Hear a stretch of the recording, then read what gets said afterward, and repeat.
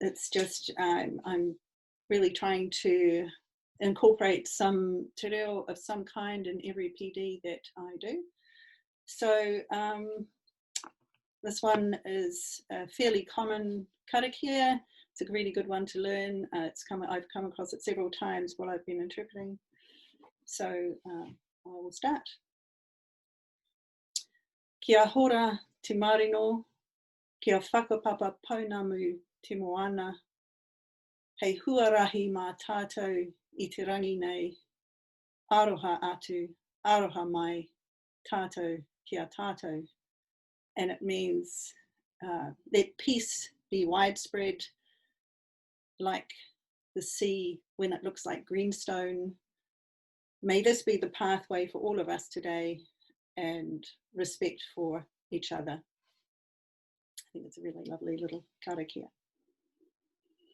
So the plan for the next hour, possibly two, I'm really not sure how long this is going to go for because I haven't done this presentation before. First of all, I'm going to be a bit of a talking head, I'm afraid, but just pretend that you're at a conference and I'm standing on the podium and I'm going to talk for maybe half an hour, something like that. I'm happy to send a copy of this presentation. It is going to be recorded, by the way, I forgot to mention that. So this first part will be recorded. Later on, there's going to be some breakout rooms, if that works in terms of our technology, and the breakout rooms won't be recorded. But when you come back to the main group, that will be recorded, I think, again. So just to let you know that. So, but I'm also happy to send a hard copy of this presentation and a copy of my paper, which this PD is based on, to those who are interested and who would like that. The paper has a reference list for those who want to do more reading. Then I'm going to talk a little bit about stress and trauma. What is it and why do we care? Then I'll be looking at some key principles and elements of a stress and trauma informed approach, and some strategies for, some suggestions rather for strategies that could be included in some guidelines for stress and trauma informed care. There will be some time for questions at the end of that part of the presentation. And then we're going to get on to the more interesting, I think, more interesting and exciting part, which is going to be a discussion on resilience and meaning making. So, first of all, I thought I would just let you know who I am. I think I have met everybody that was on the list, but just in case if I haven't, my name is Lynx, and I have been interpreting for around 18 years, going on 19 years. And around about 9 years ago, 9 or 10 years ago, I started offering supervision to interpreters. I did a short course in supervision. And in 2017, I started studying a postgrad diploma in professional supervision at Auckland University. And stress and trauma was one of the courses that I took last year, and hence this PD has come out of that. And at this point, I just want to say thank you, a big thank you to SLIANZ and also Connect for supporting me financially through that study. So we use the words stress and trauma in everyday conversations to describe both individual and collective experiences. For example, we might hear someone say, I was really stressed out at work last week, or it was a really traumatic event for the whole community. So this suggests a common understanding that we all have of these concepts of the word stress and trauma. We kind of all know what that means. and we almost take it for granted that, yeah, we know what stress means, we know what trauma means. But in fact, there are many definitions of stress according to the context. It could be a biological context, it could be a sociological or a psychological, or even could be related to physics. Stress can also be described on a continuum, with ambient stress, such as the stress that we experience driving in Auckland traffic, and that ambient stress is kind of at the least impactful end, and traumatic stress that severely affects someone's core being at the most impactful end. One historical definition of stress is the response of the body to any demand. And while it's now understood, it's clearly understood now that while stress is definitely a response to a demand, variables of individual experience will affect outcomes. So, for example, unless I'm in a desperate hurry to get to a job, heavy traffic doesn't bother me at all. I'm really relaxed in heavy traffic. I listen to podcasts or I listen to music, and I've more or less learned that to accept that I can't change it. So I just sit there and I'm generally pretty happy. Other people in my world, who shall remain unnamed, become quite agitated in heavy traffic, regardless of time pressure. So you can see there are variables in the way that we respond to stress. And I will talk more about that, those variables, when we discuss resilience later on. Most of you, I'm sure, will have heard of the DSM, the Diagnostic and Statistic Manual of Mental Disorders. The current one is DSM-5, I think. I don't think there's a 6th yet. And that manual recognises and defines acute stress disorder and post-traumatic stress disorder, as well as vicarious or secondary trauma. And it's kind of important to be aware of those official diagnoses when it comes to the Health and Safety at Work Act 2015, and what our obligations are as sole traders, as interpreters, under that act. But I'll come to that a little bit later as well. So why is this issue, stress and trauma, important to us as interpreters? Well, clearly it's important because I'm not quite sure how many people we've got right now, but on the list there were 25 people who wanted to come to this PD, and some who couldn't, who we set that as a limit, and some people couldn't get in. So that's one of the largest groups of PD that I've run. So it's obviously something that's important to all of us. Many scholars, authors writing in the sign language interpreting field have acknowledged the impact of stress and trauma, both direct and vicarious, the ambient stress that I was talking about, and the deeply serious trauma on interpreters. We've all experienced it, right? Somewhere on that continuum. We've dealt with the aftermath of rape, murder, suicide, environmental disasters, violent and sexual assault, terrorism, and of course the effects of this new pandemic. Even if we work mostly in education settings, we're exposed to some of these stressors.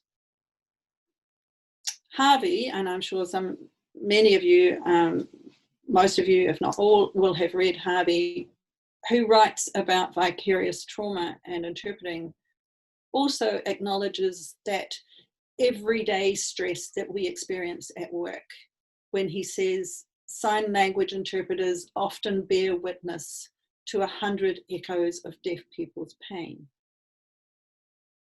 Dean and Pollard acknowledge the stress that we experience during an assignment in terms of the demands of the job itself. If we want to avoid burnout, if we want to feel less burdened, if we want to be positive about our work and therefore be more accountable to our clients, we need to find ways to mitigate stress and trauma. And one way to do that is to introduce some guidelines for stress and trauma-informed care of interpreters. So that brings me to the guidelines. Where is the mandate for guidelines for this? Because there's no formal requirements in terms of mentoring, supervision, or other strategies to help interpreters to develop resilience and coping mechanisms, I looked at the Health and Safety at Work Act 2015. That act requires any person conducting a business or undertaking, and that includes sole traders and individual contractors such as interpreters, to ensure one's own health and safety.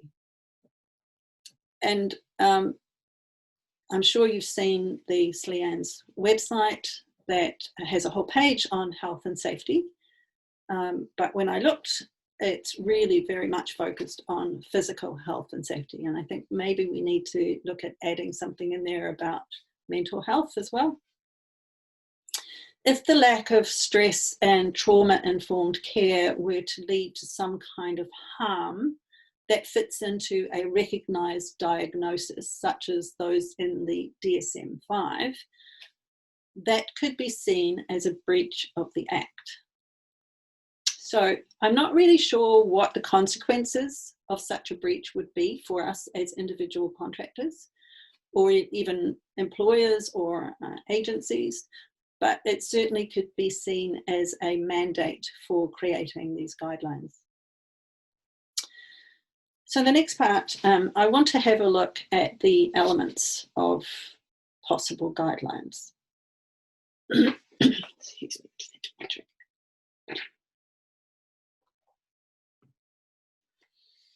So I don't know if you've heard of Te Pō or Te Whakaaro Nui, but Te Pō is a national centre of evidence-based workforce development in the mental health, addiction and disability sectors in New Zealand.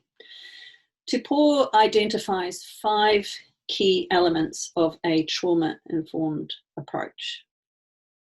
The first of these is realisation. As I said earlier, a number of scholars and authors in the sign language interpreting world realise and acknowledge the widespread impact of stress and trauma on interpreters. SLIANZ is supporting this PD and has offered PD in stress and trauma, I think, or not stress and trauma necessarily, but in mental health, connected PD in the past. Connect has offered several PD sessions on mindfulness and vicarious trauma and has been offering supervision for several years. Many individual interpreters realise the impact on themselves, evidenced again by how many people have come to this PD. And so I think in many ways we've achieved this first element to a certain extent. I think we've realised that there's an issue here. The second element is recognition of the signs and symptoms of stress and trauma and understanding the profound effects of stress and trauma. I do question how well we're doing in terms of how interpreters, agencies and employers recognise the signs, symptoms and effects of stress and trauma on us. The third key element is responding, for example, by integrating stress and trauma knowledge into policies, procedures, programs, and practice. I think this could be something that could be worked on by SLIANZ in terms of incorporating some of this into policy. interpreter agencies, interpreter employers, and the interpreter training program, supervisors, mentors of interpreters, and individual interpreters. So we need to think about how we might integrate this knowledge. The fourth key element is avoiding re-traumatization. Interpreters can be, and I think often are, re-traumatized by experiencing both direct and indirect trauma. So if agencies and employers regularly address the safety and well-being of their interpreters, and that could be done in a number of ways, re-traumatization is likely to be avoided. But interpreters might need to be a bit proactive in asking for those needs to be met.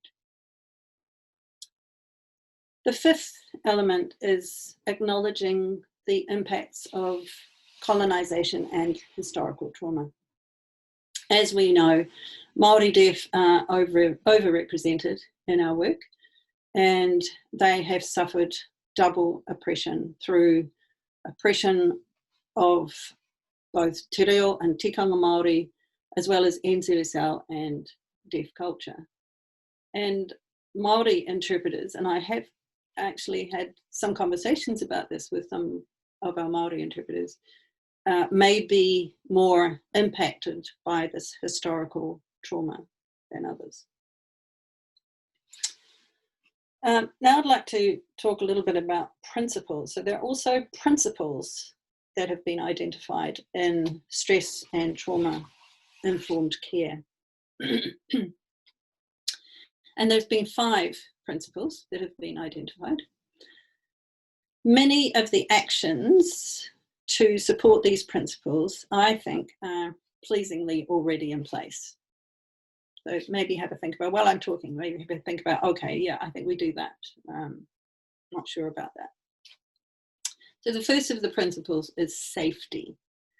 So that could include, for example, and does sometimes, provision of de-escalation and self-defense training.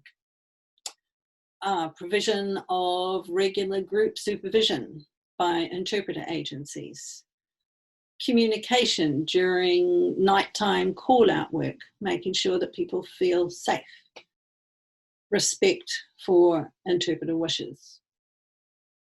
These are just examples.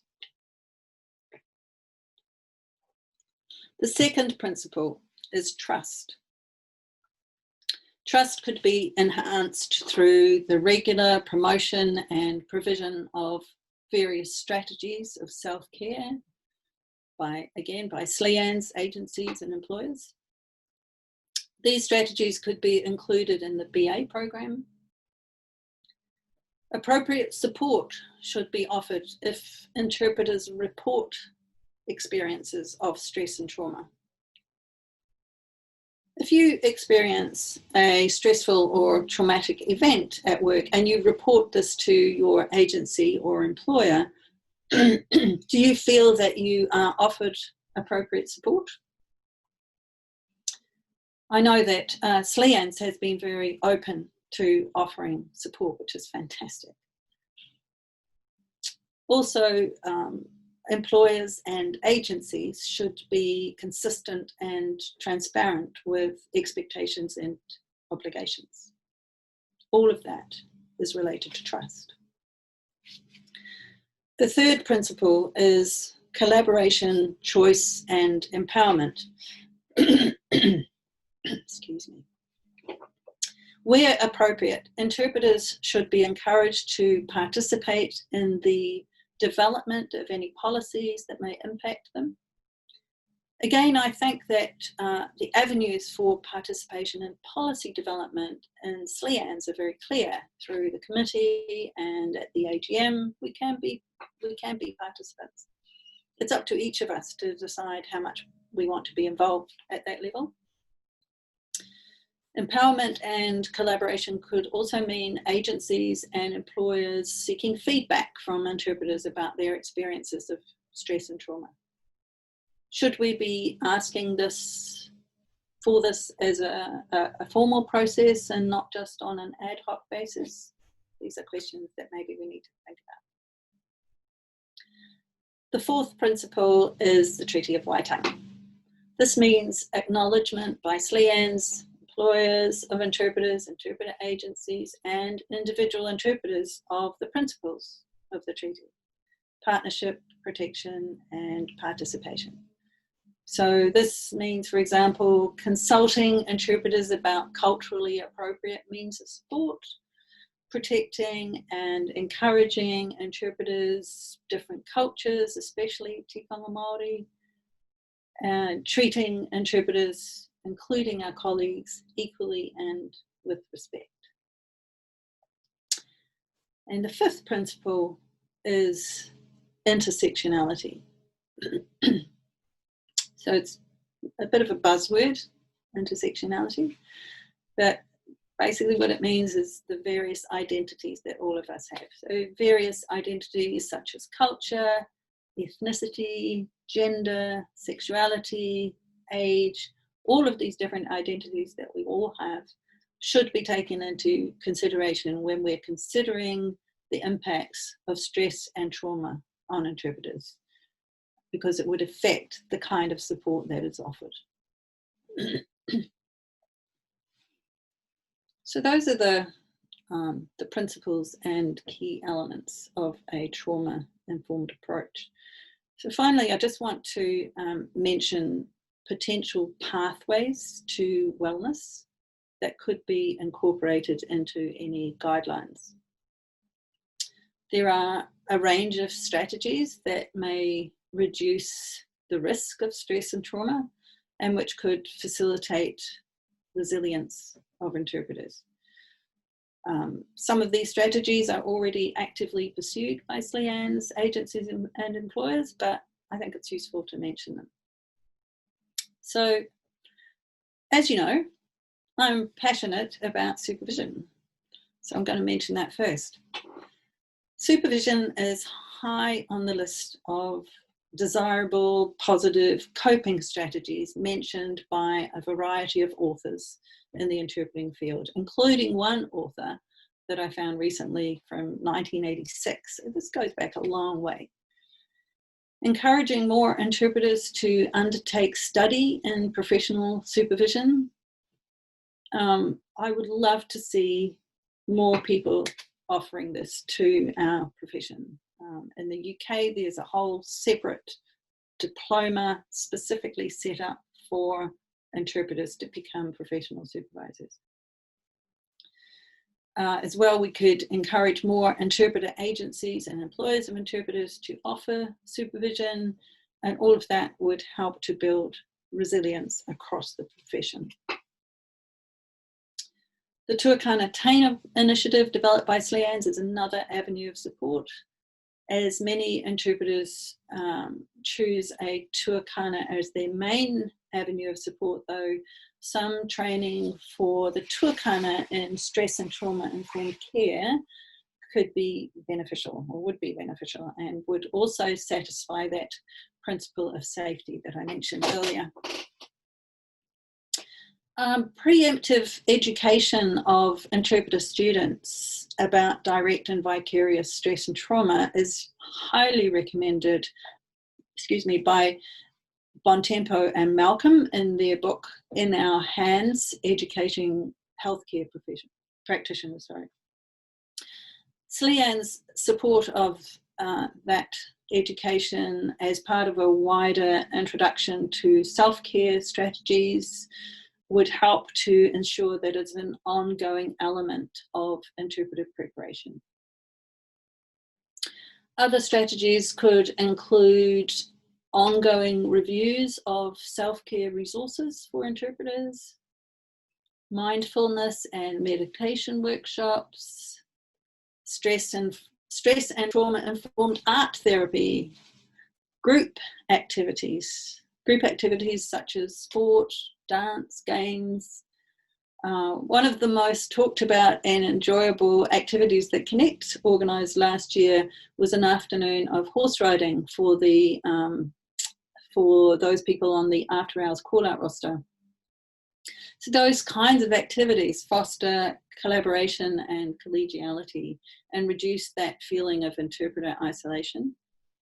Social support appears to be one of the most important aspects for building resilience. And resilience, I think, is the key element here.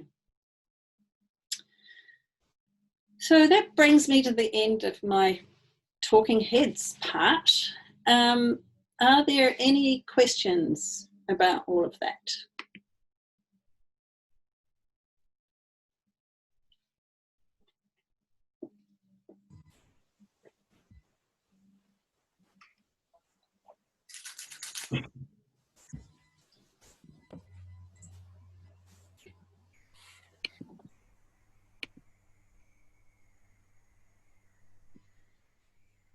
Lynx? Yes. Melissa speaking. Right at the beginning, you were talking about the Health and Safety Act. Mm-hmm. I think I missed a part in there. Mm-hmm. I caught the end of that could be a breach of the Health and Safety Act, and I went, whoa! But I missed what that was. Can you please go over that again? No, I'm not. Sure. So the Health and Safety, the Health and Safety at Work Act 2015 says that if there's, it doesn't specifically say this, but you can read this into it. If, for example, there is a lack of care in terms of stress and trauma. So let's say, for example, an interpreter goes out to a job and feels incredibly stressed out by that or is traumatized by that. And there's no acknowledgement, or maybe even the interpreter doesn't mention it. It doesn't mention how stressed they are or how traumatized they are by that. And they go out again and they get re-traumatized, and eventually it leads to post-traumatic stress disorder or some other kind of disorder that is recognized, and this is the important part, it has to be recognized by a formal kind of diagnosis, such as that in the DSM-5. So there's a whole section on post-traumatic stress disorder and vicarious stress and trauma in the DSM-5. So if it's recognized that that person has experienced PTSD from their work, that could be seen as a breach of the Act. And as individual interpreters, we are responsible for our own health and safety. So if you have a look at the SLIANZ website, you'll see there's quite a good page about the responsibility of ourselves as individual interpreters in terms of our physical health and safety, but there isn't anything about the mental health. Does that answer your question? Cool. Julia? You were talking about the principles, which were an informed approach. Yep. And one of them was safety. So yep. About respecting interpreter wishes. Yes. Being given safety information for jobs at night and things like that. Yep. And I'm just wondering whether there's been anything written about how, I think sometimes as interpreters we feel a sense of responsibility to the community, and sometimes we put ourselves in situations that maybe we don't feel is completely safe, or maybe we'd rather not, but we feel a bit of pressure. And it's like, well, if I say no, then they don't get an interpreter. So, we kind of put our safety lower down on the priorities list, right. And that's a hard balance. Yeah, totally agree. I agree with you, Julia. In answer to your question, as far as I know, there's nothing written, but this is exactly the kind of stress that we feel, and I think there needs to be some recognition of that and some response to it. And I'm not really sure how that might happen, but this is just really a start thinking about what possible guidelines there could be and who would incorporate that into policy, whether it would be just SLIANZ or interpreter agencies or employers or all of the above. Any other comments or questions? Kimberly. Thanks. So you talked about the 5 principles, and I apologise, I missed writing down the 3rd principle. I was sort of drawn in and focusing and missed that one. Can you quickly just summarise what that 3rd one was? So I've got safety, trust, Treaty of Waitangi, and the intersectionality. So the 3rd principle is kind of a combination of 3 things. So collaboration, choice, and empowerment. What I said was that where appropriate, interpreters should be encouraged to participate in creating policy. So that kind of comes back to what Julia was saying. You know, if we've got these individual experiences or thoughts about how we could be impacted, then perhaps we can be encouraged to take more of an interest in developing those policies. Certainly that's easy at the SLIANZ level because we can all contribute to the committee, those discussions, and even at the AGM, but that might be more challenging if we're trying to get involvement at the agency or interpreter level, employer level, sorry. And I imagine in the wider scheme of ourselves and the policies of the organisations that we're going into as well, whether they themselves need policies to ensure the protection of us interpreters when we're going into their locations. Yes, exactly. Thanks, Lynx. Any other comments? Questions? Julia? Not a question so much as just agreeing that intersectionality is really important, and I think that we could be doing a lot more to be acknowledging all of the different, like the multiple identities that exist within our profession, and not only within our profession but also among the deaf community in the clients that we serve. Right, exactly. Yeah. I'm really keen to see more happening along those lines. Thanks, Julia.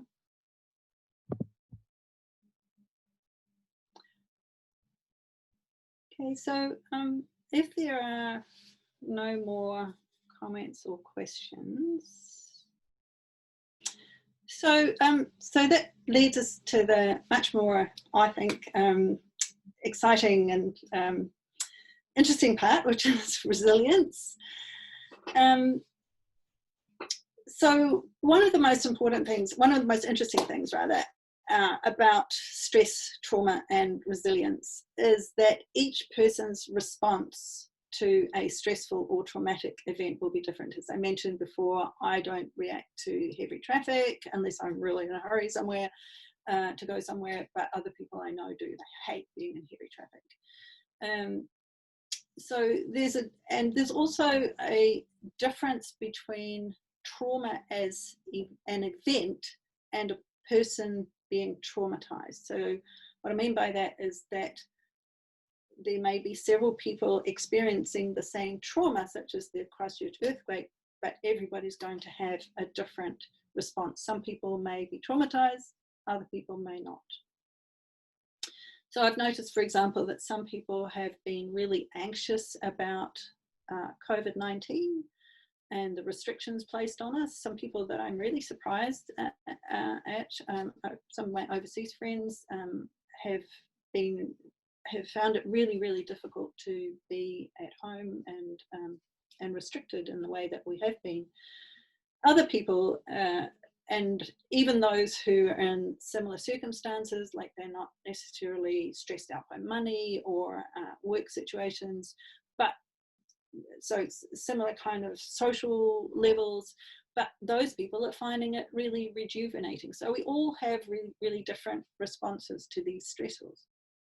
I don't know if you have heard about constructivist theory, but this really fits with constructivist theory. And what that means basically is that to a certain extent, we can all create our own reality. So what we're going to do now, what I'd like to do now, is to encourage you all to think about your own resilience. What is it? Where does it come from? And how we make meaning from stressful and traumatic events. So thinking about resilience then, for example, I believe my resilience has come from a very loving, supportive upbringing in a close family unit. I think, I don't know for sure, but I think that this has made me a very calm and generally optimistic person. Some people that I've spoken to about resilience believe that their resilience comes from their faith. Others have a very strong social network. Others have built their resilience from experiencing adverse events. The old adage that what doesn't kill you makes you stronger, right? So now we're going to try and activate the breakout rooms. So like I mentioned, this is a first for us, for Mickey and me. So hopefully the technology is going to be kind to us. There should be 4 or 5 of you in each breakout room. And once you've found yourself in your group, hopefully it will become really obvious. I would like you to take about 10 minutes to discuss amongst yourselves what makes you resilient in general. And then if one person in each of those groups could take some notes and be prepared to share some of that when we come back to the main group, that would be fantastic.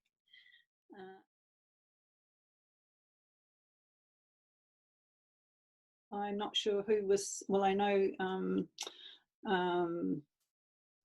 Fran, you were our scribe, but maybe you could start. I can start. That's all good.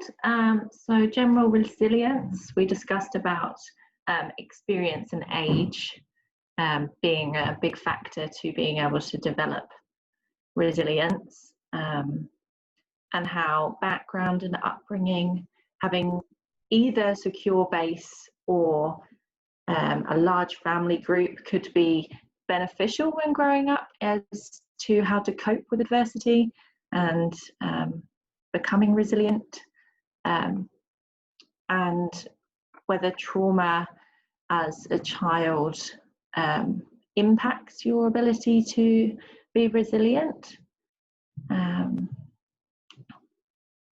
Also being put into not normal, in quote marks, whatever normal is, situations throughout your life that build that resilience and ability to be resilient, and going through situations that are not in our control and how we cope with them, and then how we reflect on them and use them to become more resilient.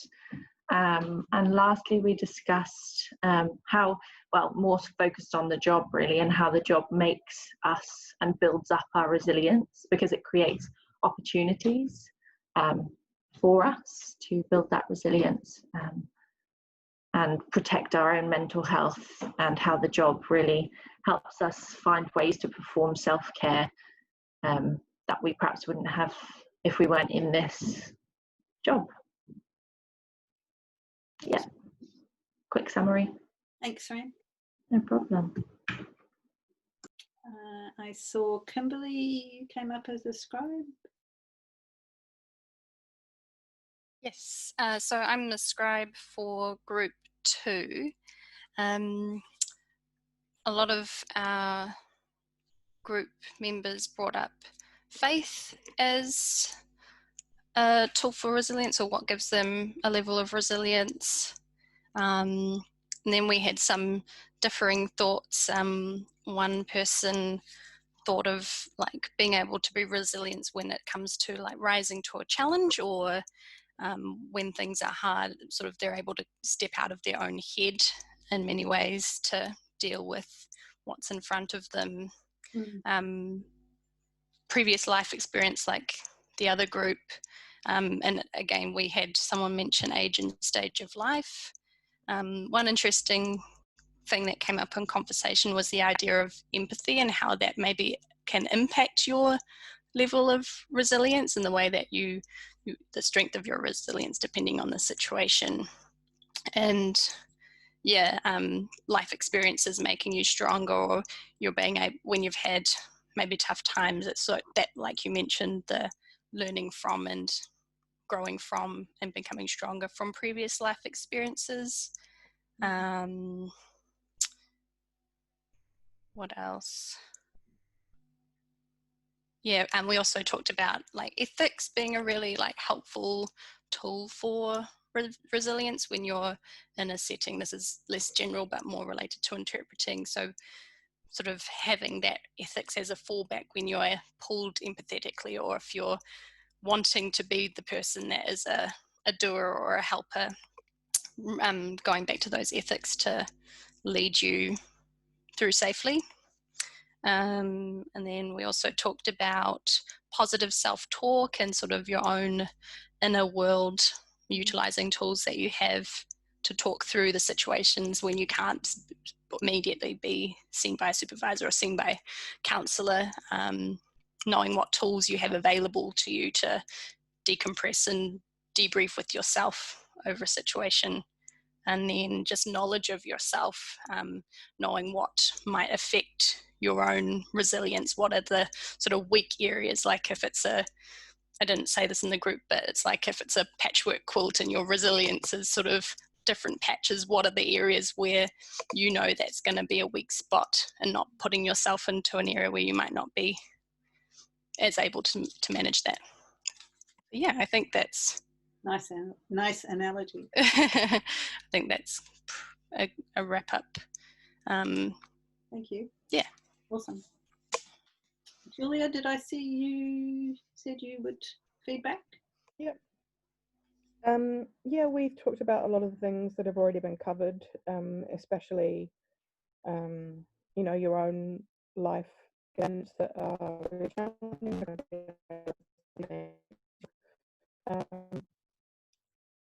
what came up was spiritualism, deciding what's important to you, you know, deciding what your values are and trying to refocus on them. Going through the experience of moving to a different country, having to kind of learn a different set of values and kind of everything that goes along with being in a totally new country and culture, and then learning a new and cope with it. Definitely knowing yourself and knowing your limits, as Kimberly said. So knowing what you actually need to help you recharge, and not trying to be different to who you actually are, like not trying to be super extroverted if you are an introvert and you just need time to recharge. Asking for help was a big one that we discussed, and not just asking for help when you kind of have run out of options and you're really desperate, but asking for help just when wanted.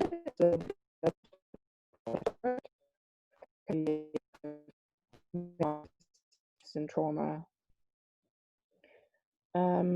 Professionally, kind of working in a range of different sectors, so having familiarity and seeing how different professionals in different sectors deal with things and kind of trying to learn from them. Being really proactive with seeking support. So if you've identified that there's something that you're struggling with, then actually going out and seeking support. So for example, therapy. That is something that, you know, for example, if you know that there's a particular thing you struggle with, then going to therapy to try and kind of find some solutions for it, or find some, like, learn some tools. Which is often something that we can't predict. then we've at least got tools to deal with it. And a big one for me personally is the concept of resilience itself. In the past, I feel like that word has been used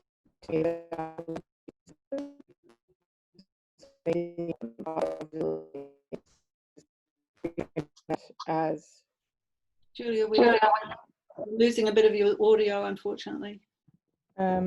Is this any better? Yep. So it's important for me to frame resilience as knowing that it doesn't mean that I'm never allowed to feel sensitive or to feel like I've been impacted by something. So like giving myself time and permission to feel whatever it is that I feel, and then seeing resilience as the thing that allows me to go, okay, I've processed my feelings, now I'm going to carry on. Awesome. Thank you, Julia. And we have one more.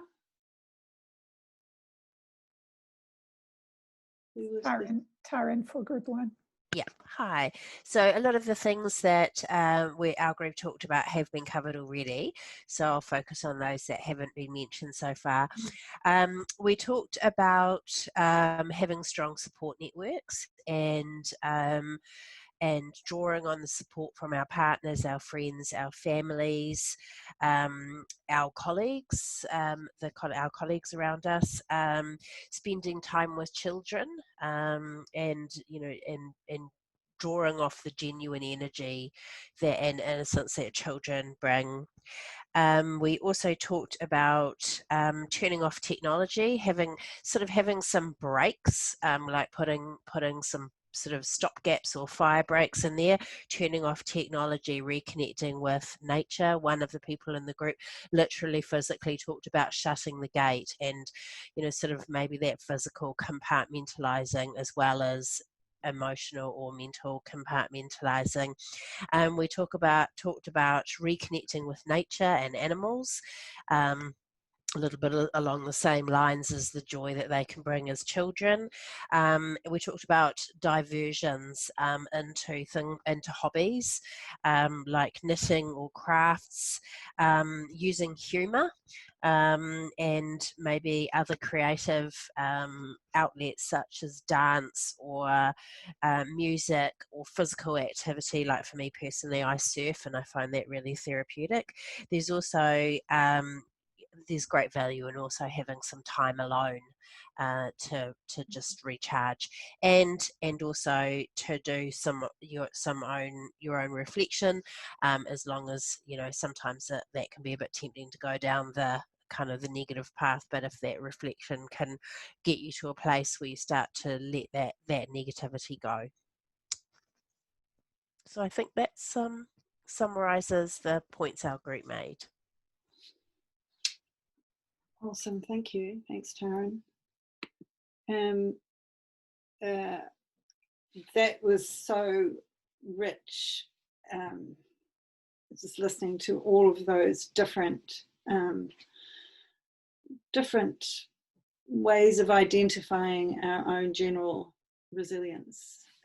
It was very valuable, and we're really lucky that this is being recorded. So if you want to revisit any of that from other people's experience, I would recommend you do that.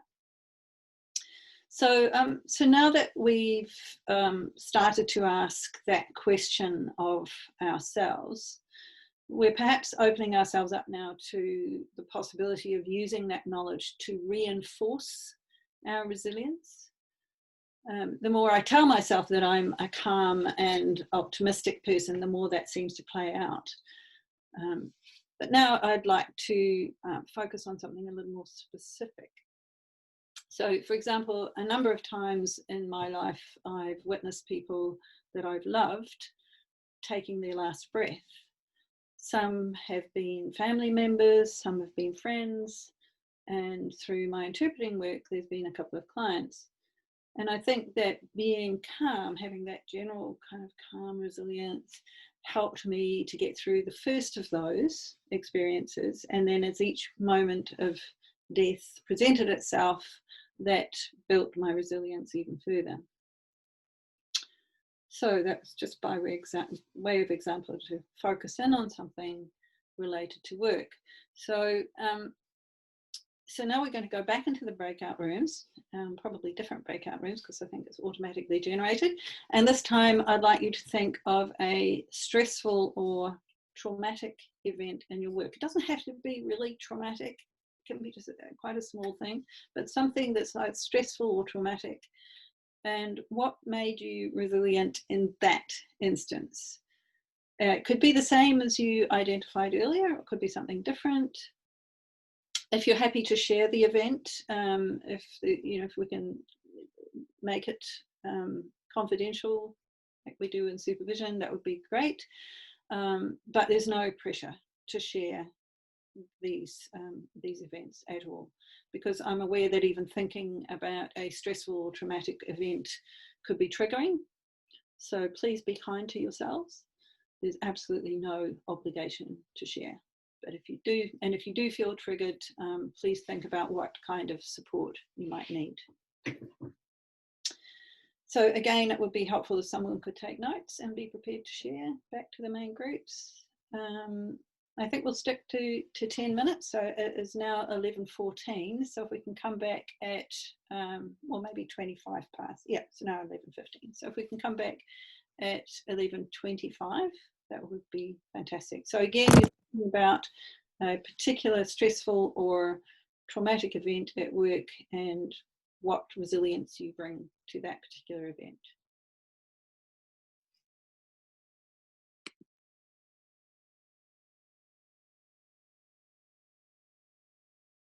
So we have our scribes and people feeding back. Who would like to go first?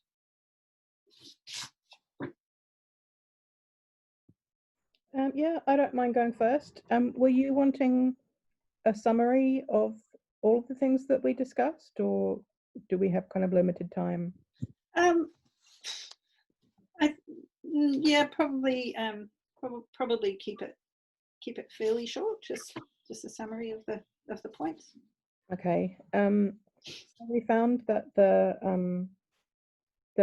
so 3 of our group members shared an experience, and we found that even though they were quite different, the main kind of theme running through them is that the stress or the trauma was about all of the stuff that's like on top of the language. It wasn't about the language demands ever.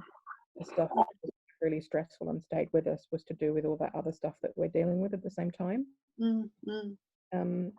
So for example, that kind of cultural mediation, when you have a deaf person who's behaving in a way that's really quite unacceptable from a hearing cultural point of view, and we're trying to kind of convey whatever it is that the deaf person is saying, but feeling the internal comfort and kind of trying to take on a mediator role of saying, hey, look, just so you know, hearing people wouldn't do that.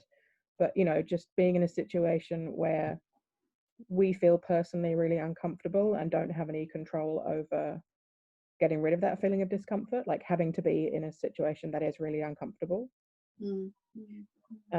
Or being in a kind of objectively quite stressful, sad situation, and not only feeling a responsibility to do our job as the interpreter to one client, but also feeling like we want to be there as a human being for their partner who is, you know, also experiencing that trauma, and finding it really hard to kind of juggle putting the, you know, staying in your, I am here to do a job, I just need to get through this and do my job, kind of balancing that with, I'm also a human being and I want to be human for this other person who's going through trauma. So this is a bit of self-talk, the resilience is coming from? Yeah, definitely. Or even kind of as a new interpreter, you know, going through a lot of first experiences. And when you go through an experience you haven't been through before, just kind of dealing with it the best that you can in the situation, because if you haven't been through it before, you might not have the tools to deal with it. So again, just kind of doing whatever you can in the moment, like I need the toilet, can my team swap with me? And then just, yeah, again, doing self-talk of, look, I'm doing the best I can. Yeah, so there was just kind of a thread of, it's not usually about the language, it's more about the other stuff on top of it for us. Awesome. Really interesting angle, thank you. Who else do we have feeding back? I can go if you like. Oh, thanks, Frank. I'm speaking.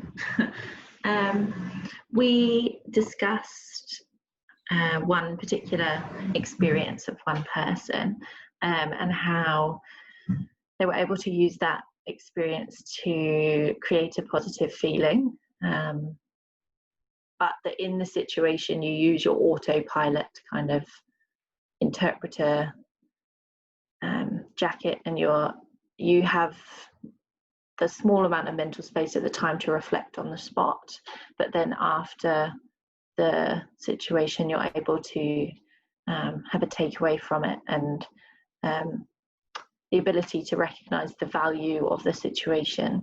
We also dug into how personal experience is really significant on the value of trauma to each person, and this specific situation to the person that experienced it, they had that experience themselves previously, and it was a positive experience for them previously, and how they were able to adapt and cope with it that way, whereas another person in the group wouldn't have had that same prior experience to draw on in the situation.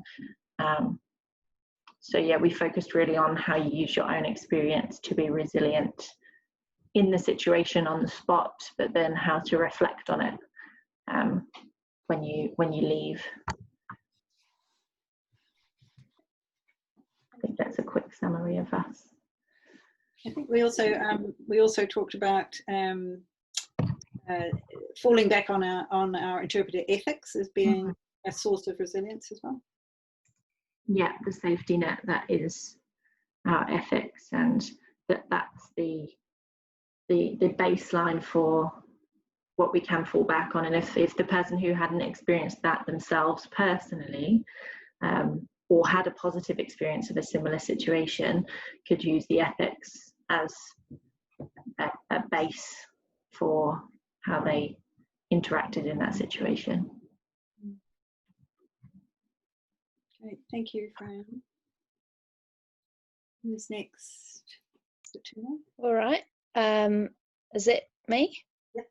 Okay, can't see myself. I can just see you, Lynx. I think possibly could summarize from group 2 that you never know what is going to cause you stress. You could be in a situation where someone crosses a physical boundary that you weren't expecting. You could be in a situation where you have a lot of theory about a topic, maybe death. Death is a good one, but until you're actually sitting with someone who is dying, you don't know how you're going to react in that situation. So you never know. That was something that came up, is that we can go into a job and we can be quite, prepared in many facets, but something will pop up. We had a discussion on how maybe things are stressful, but they're not. Maybe we've got a really good a good ability to process.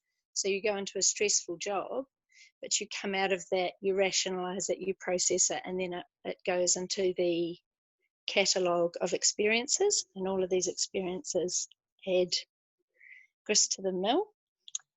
We talked about a situation where a job has been exacerbated by the lockdown specifically. So the situation has been moving along, progressing, going forward, but lockdown has added another dimension to that that's become unexpectedly stressful. We also talked about having come out of a stressful situation and taking time to say, that was stressful, that was a hard situation, I'm an empathetic person, I'm a good person, this is, you know, and to just put that into perspective, to say, yes, that is quite a normal thing to feel stressed about this situation. Acknowledge how I'm feeling, feel the feels. I think Julia alluded to that earlier. And use that positive self-talk and kindness to yourself. And through all of our discussion, the importance of supervision, or at least having someone to talk to, someone to offload to, someone to talk through these situations, get them out of your head, that became really apparent in a number of our conversations. That's all. Great. Thank you, Janet. You have one more? Hi. So our group, we sort of talked about situations that that trigger us to experience trauma in our interpreting. We all sort of said that it wasn't so much necessarily in interpreting other people who are going through a traumatic experience per se that is triggering for us, but sometimes some of the other factors in that situation that exacerbate the experience of trauma in that situation. One we talked about is the intrapersonal demand of interpreting in a public setting, and particularly if you are actually interpreting about trauma in a public setting. We talked about a little bit what Janet alluded to before, when a job changes from what your expectation of what you thought you were going to be interpreting, and very quickly it changes, and you know, you haven't had the time to perhaps mentally prepare for where this job's going to go. We talked about the fact that we will be interpreting traumatic situations with clients that we do have personal connections or relationships with, because of the size of our community and the fact that we, you know, we continue to interpret people throughout their lives and through all the stages of their lives, and that can obviously pose to exacerbate our feelings of connectedness, just because we are human and empathetic. We talked about the fact that some of the most traumatic situations is when you are a witness to unjust treatment or discrimination or oppression of our clients, and that you know, the very fact that we've become sign language interpreters, despite our ethic of neutrality, is because that we have forged a connection with this community, and that does pose can traumatize us, particularly when our ethics, and they are a great framework for us to rely on, but sometimes our inability to speak up in that situation makes us feel like we're passively permitting such oppression, and that can have a big interpersonal kind of conflict. We also talked about some situations that are very hard to interpret, for example funerals, and how some of us find it more difficult to emotionally distance ourselves from that, and I think we also agreed that a little bit like what Janet said, that debriefing and the ability to have a really good debrief afterwards is a massively useful tool for any of those kind of triggering situations. Wow, amazing conversations for 10 minutes. Thanks, Sharon. Cool. Okay. So much information and thoughts here, which is fantastic. So I've been aware, just listening to some of that feedback, and also in my own group, that we've actually leapt ahead a little bit to the last part that I wanted to discuss, which is making meaning from stress and traumatic events.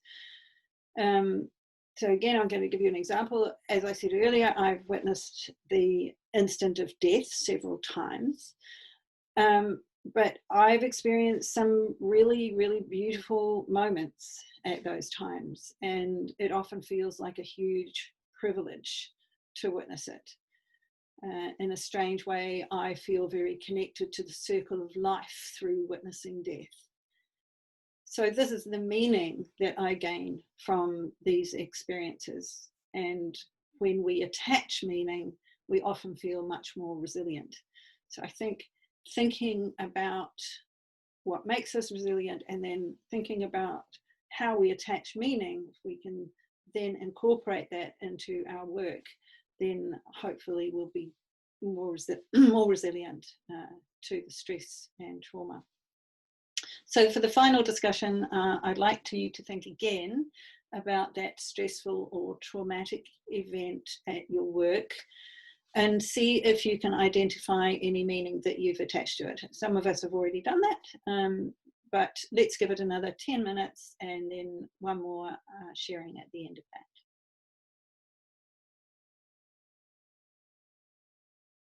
A lot of talk about access and about how we feel incredibly privileged to provide access to communication for people as they work through really vulnerable points in our lives, and that gives us some peace around some of the harder aspects that we have to deal with.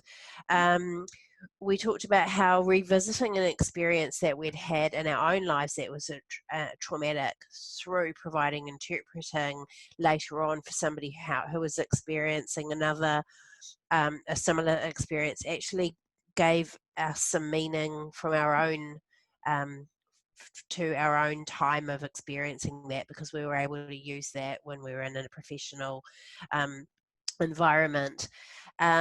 We talked about also the sector of interpreting just being amazingly supportive and feeling very lucky collectively to be part of this profession, and that the ethics and framework have made this the best sector to work on, and that gives us meaning for for those hard times. Nice. Awesome. Thanks, Taryn. I can follow on if you like. Great, thanks, Fran. We discussed really the purpose and what our contribution is at a job, and how that differs, and how we learn through experience to put a mask over our feelings, to adapt to those situations, to ensure that we're not conveying anything we shouldn't be through our body language, our facial expression, or our signing style. The contribution as well is to ourselves and our community and our profession and colleagues. We, along the same lines as Taryn's group, discussed that we need to talk more, and although we are in a wonderfully supportive environment with the colleagues that we have around us, that we need to ensure that we talk through these things more, which is where the value of supervision really comes in. And that as professionals, we constantly are making meaning, even if we don't realise that's what we're doing.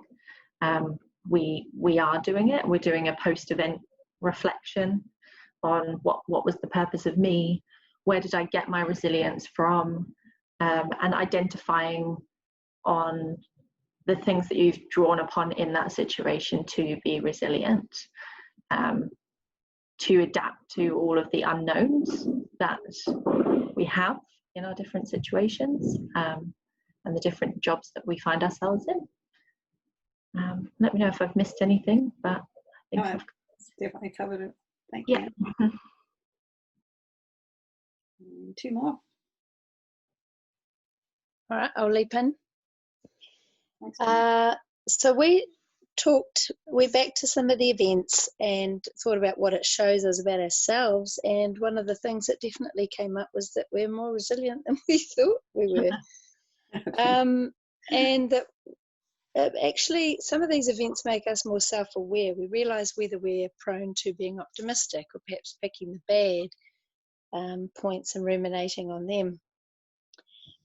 One point that came up was that after such a stressful, traumatic event at work, self-care became much more of a priority in terms of thinking about your self-safety in a situation and saying, no, I will not work with that person. Or, no, I don't want to go into that situation. Or, no, I can't do funerals, for example, or births, or, you know, pick a situation.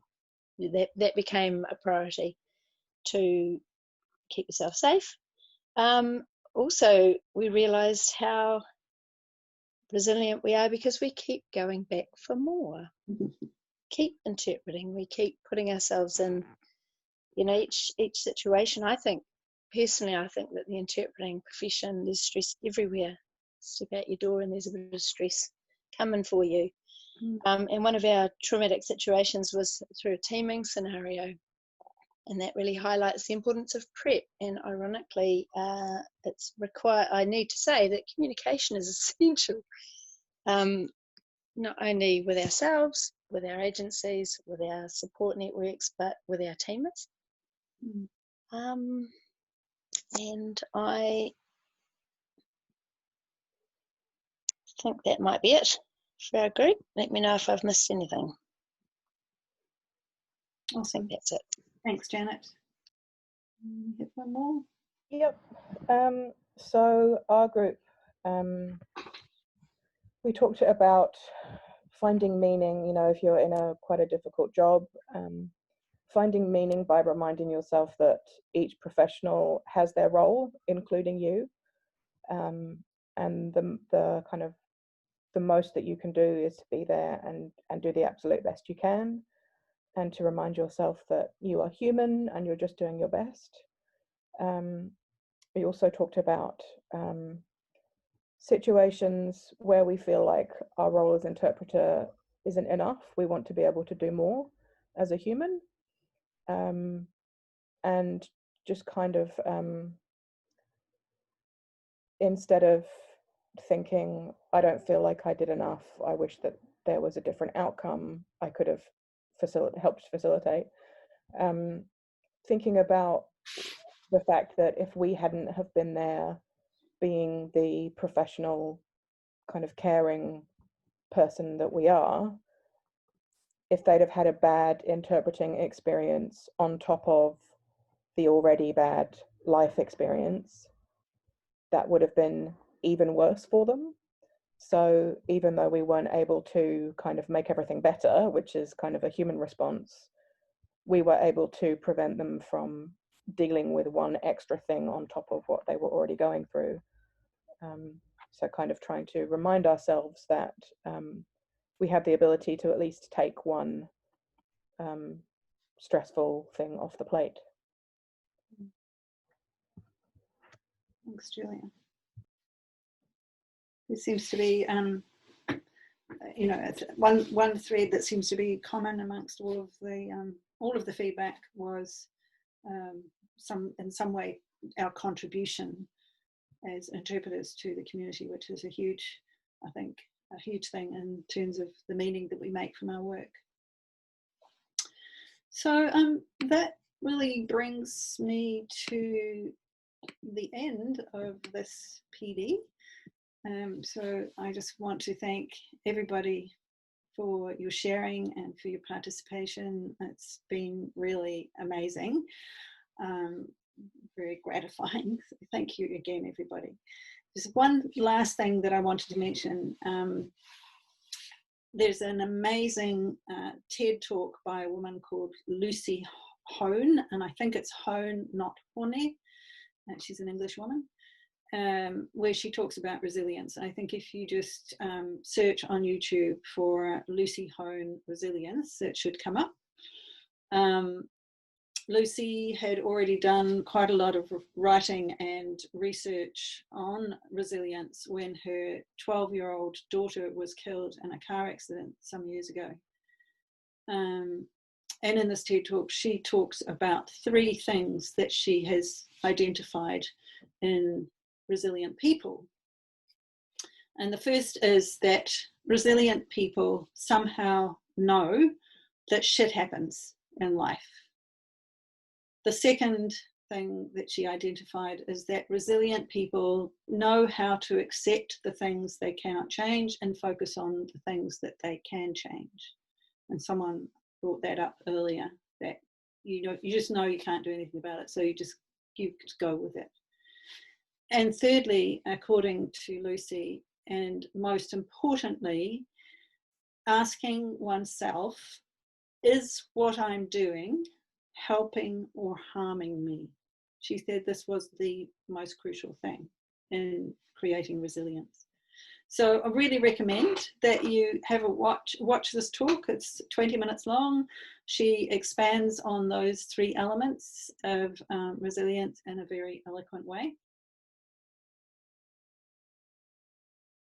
So that brings us to the end of the session. I hope you found it thought-provoking, and hopefully encourage some of you to think about doing some training in supervision or in stress and trauma-informed care as a way of giving back to the profession.